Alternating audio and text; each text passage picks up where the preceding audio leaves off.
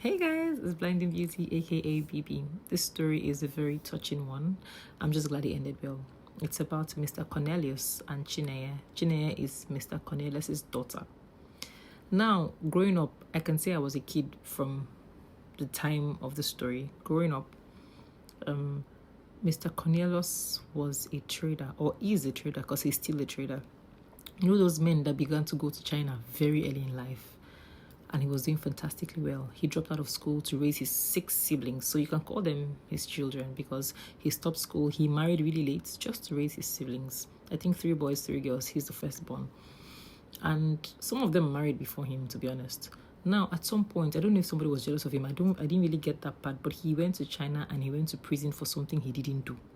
And he was away for 3 years. At the time, CHIM'NY was in, I think, secondary school. Yeah, so the siblings that he raised, CHIM'NY, like, nobody could reach him for 3 years. In those 3 years, nobody took care of his children. Nobody touched, like, they didn't give them anything. Instead, somebody took CHIM'NY and the one after her and turned them into maids. They were cleaning, they were sweeping, they were not eating, they were malnourished.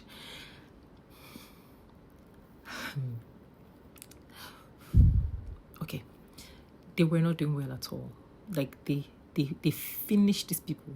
First of all, one of my grievances with this story is, first of all, as a human being to a human being, take care of me like I'm a person. Even if the person were your actual staff, take care of me like a human being first. When you take care of me as a human being first, take care of me as your sibling's child. Whether I did anything for you or my parents did anything for you or not, then take care of me as your helper's child, because that man is your helper. He helped 6 of you. And as I'm talking to you, those people are millionaires, proper millionaires, but they treated these children like trash. Now, after 3 years, CHIM'NY's father shows up. Somehow, tries to reach his family, sees that he threw his wife and kids out of the house he built. Meanwhile, he built a house each for everybody. He built houses for his siblings before himself. Did all these things for his siblings. And, you know, nobody really envisages things that will happen. But sometimes, if bad as a bad, you believe that these people have my back now, these people should help me. Do you know what I mean? That's not his case. They treated him like trash, threw her out of the house, and turned the house to like warehouse and store where they were putting their own goods. This woman had to move out. She was paying rent in one dilapidated place, exhausted funds, all of that. Guess who came to the rescue of CHIM'NY? Her mom and her siblings, his boys. Now, if you're conversant with Igbo traders, they normally have people they call boys, you know, that work for them. Some of them have 12, 15, 16, 18 boys, you know, depending on how big the business is. CHIM'NY's father was doing business on a very large scale. So he had, I think, between 15 and 18 boys working for him at the time. They saw everything that was happening. Now, before this man went to jail, he sent, I think, between 3 to 4 containers of goods back to Lagos. That was one of his biggest expansions or sales ever, which is why he was in China away for a bit. Not the usual time he would stay, but he went for a longer period of time, and then that thing happened, so he couldn't. Okay, luckily for him, he had 3 to 4 trusted boys. Now, all his staff were really, really good to him, but there was one that he had trusted so much that one needs to clear his goods from, you know, clear his containers. Like, he didn't need to be there physically. That one had access to everything. Why he trusted him so much, I don't know, but he did. That one cleared the container. That one was selling everything that he sent to Nigeria. Selling it. Like, do you know what it is to send 4 containers?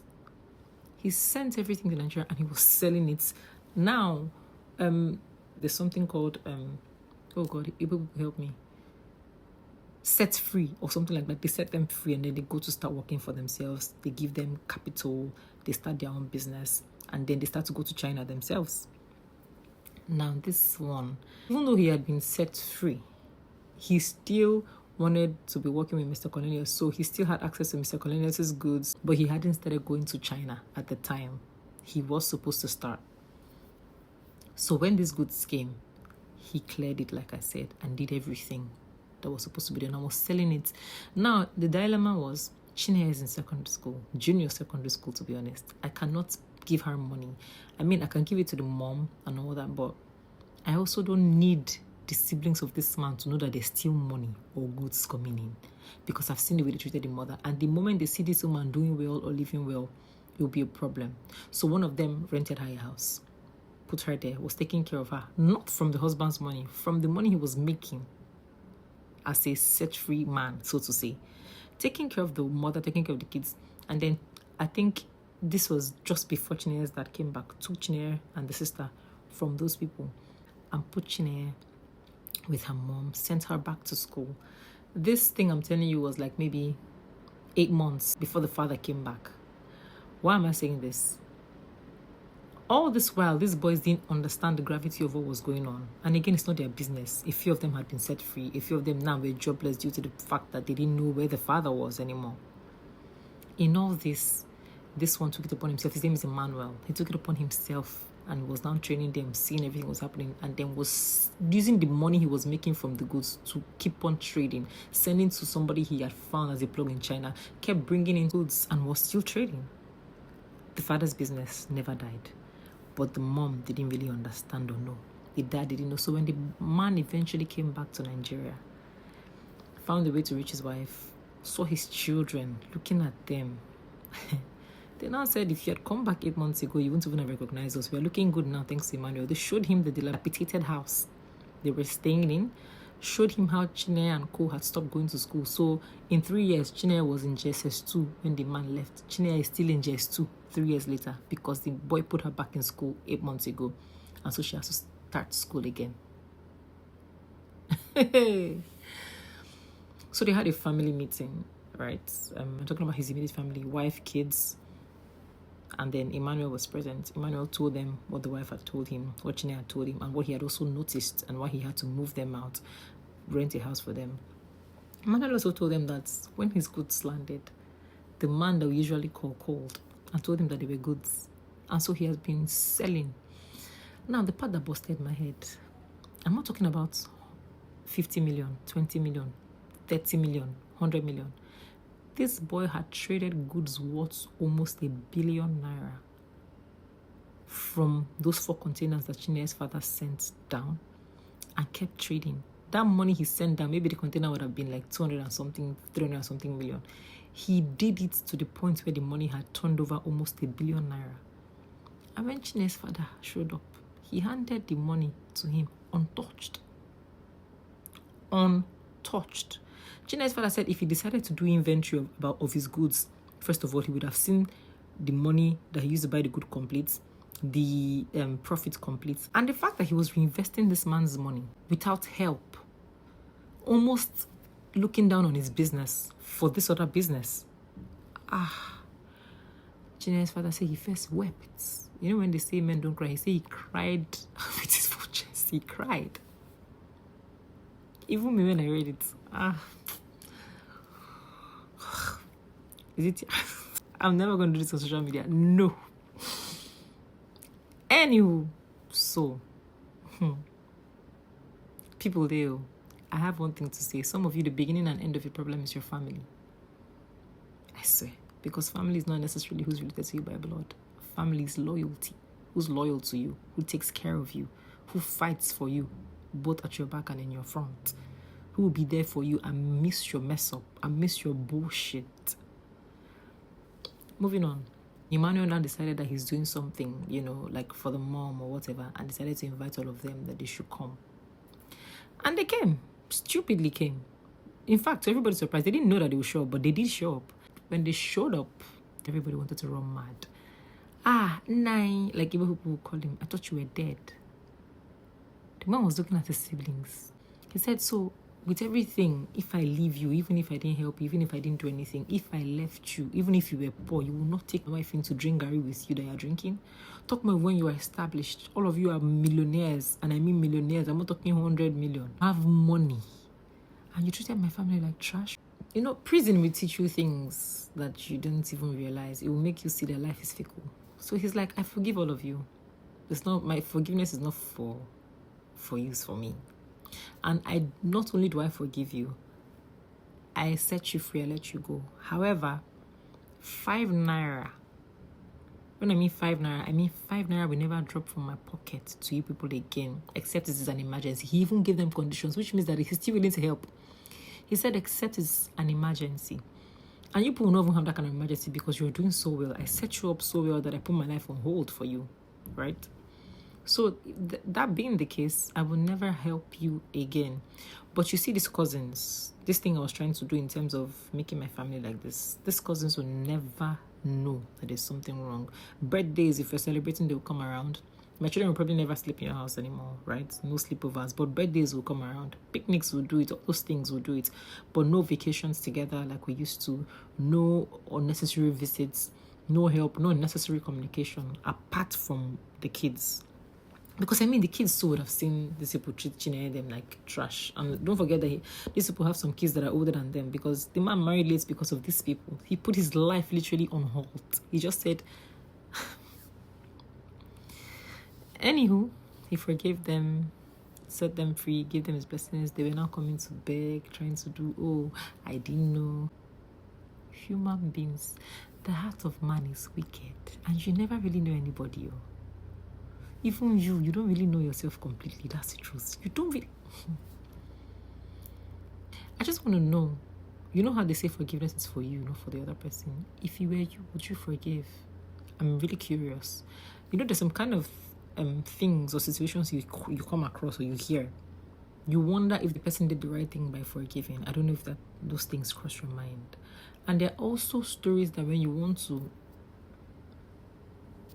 dive into the story, into the depths of the story, you begin to realize that the more you dive in deep into the story, the more you make the other person withhold forgiveness. Like, because if you're a deep thinker, or if you're somebody who looks at things in one thing from like 10 angles, you begin to see different things like I will. So if you're like me, you begin to bring out things, not because you're trying to do anything to the person's emotions or to the person's heart, but you're just generally pointing out stuff that nobody else saw, and it can actually hinder the person's forgiveness. I don't know if what I'm saying makes sense. So my question now is, if you were Chineye, would you forgive your aunties and your uncles? Would you forgive them? If you were Mr. Cornelius, would you forgive your siblings? Because how can you have 6 siblings and not one rose to say, this thing you people are doing is rubbish, this thing you people are doing is bad? I think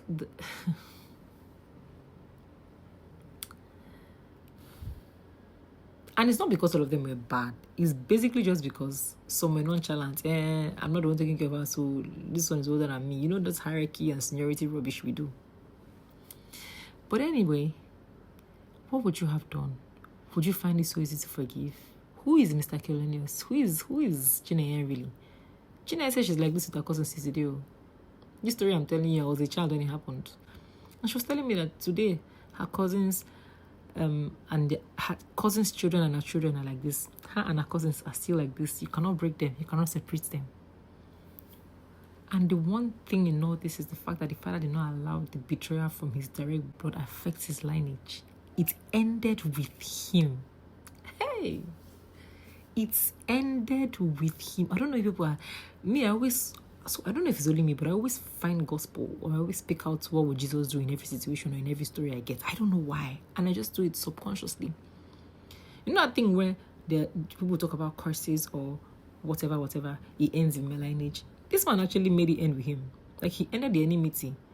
We might not see eye to eye, we might not be guys or whatever, but we're not enemies. You need me, like, genuinely, I will be there for you. But that this thing will enter my lineage or my generation, no. I want you to search your hearts, because this thing I'm saying is funny and it ended well, we're all happy. But what if this man was really dead? What if he never came back? It would take Emmanuel maybe another 6-7 years to be able to be sure that, okay, you know what, this family cannot manipulate these people again, so I can now give them the money, I can now show them the ropes of the business, you know. What if in those 7 years temptation came and he had to dabble into something and touch money here and there, because he did it for 3 years with loyalty? Life can throw rubbish at you. Good people can have a bad moment. Let's not dispute that fact. Good people can have a bad moment. A bad moment. A bad moment. It doesn't stop you from being good. What if you had that bad moment just before the man came back? It would not be a case of Emmanuel is not loyal. What if you had a bad moment if the man was truly dead and then push comes to shove and he needed money for something? It would be that Emmanuel is untrustworthy. Or what are we supposed to say? What are we supposed to do? Who is Emmanuel? What kind of human? Who raised him? What kind of person is this in this day and age? Where we are seeing wickedness up and down. So again, my stories always have layers. My stories are like onions. I'm just kidding. But my stories always have layers to stuff. But the one thing I'm very happy about is that they always end well. I specifically wanted uplifting stories. This one kind of shook me a bit, no honesty, but I almost didn't tell him. I apologize to Mr. Collins. I almost didn't say it. Because I'm like, what kind of wickedness? What kind of... are you a demon? But yeah. So family sometimes can be what is holding you down. Can be your problem. Can be your enemy. That household enemy can be your direct sibling. Can be your child sometimes. Can be your parents. Can be anybody. So just make sure that you look for people in your life that genuinely love you, that are loyal to you, that actually have your back. And the truth is, you might never always even really know. Emmanuel. And the man also treated Emmanuel well, to be honest. Emmanuel talked about it. But even if the man didn't treat Emmanuel well, they are still good people. Do you know what it means for you to have 15 to 20 boys and all of them are loyal to you? I remember the part that now busted my head. Hey, God. I think about 4 of them had been set free, including Emmanuel. When this man came back, the whole 15 to 20 boys came back and said they want to be working for the man. Now they had established themselves because some of them helped each of them. Like, okay, the 4 that were released took in some. We're working with them. After a couple years, released them. Those ones became their own bosses. So they kept the network between themselves. They were doing their own business. But my point is, when this man came back, they said they don't want their freedom again. That they want to work for the man. And if the man will not agree, they will be the ones to give the man boys that they can monitor, that will work for him with everything he has gone through, so that he won't have to lay a finger on anything. You won't have to stress, and they will be the ones overseeing the business. But if the man will let them, he work. The man say he can't do that to them. That's like slavery. They say it's not slavery, that they want to work for him. That is not disturbing their business. That was he not managing the business before the man came back. So what difference is it going to make now? That he see that rest, that thing he suffered for 3 years, that he should rest. He should go and rest. That he should not worry. That he sees his legacy for life. People there. It's not this thing that happened in America. This thing happened in Lagos, Nigeria. A trader from Monisha that moved to Alaba in Lagos. Still trading between Alaba and Onisha, in all honesty. And Lagos Island, to be honest. So that's how big he has expanded.